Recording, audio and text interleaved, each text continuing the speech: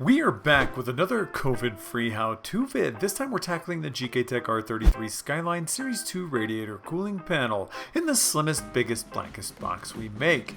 Post-shimmy, of course. You get a bit of laser-engraved hotness wrapped in some bubbles, aka 2mm thick aluminum plate meant for your R33 Skyline if you're lucky enough to have one. This is our updated version 2 BT dubs, and this will fill the gap in your Skyline soul whilst making your engine bay pop.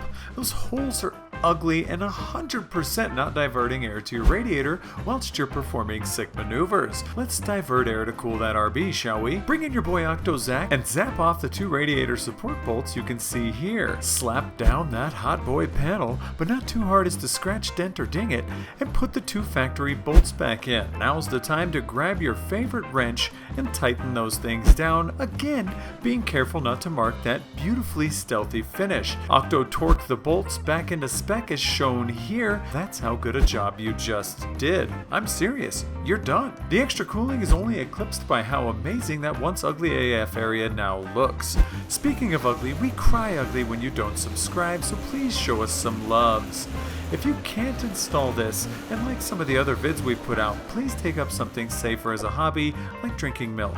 Reach out to us with any questions here. This has been Officer Dan, Johnny Caps, and Twin Torker Zach coming at you with another GK Tech How To. Peace.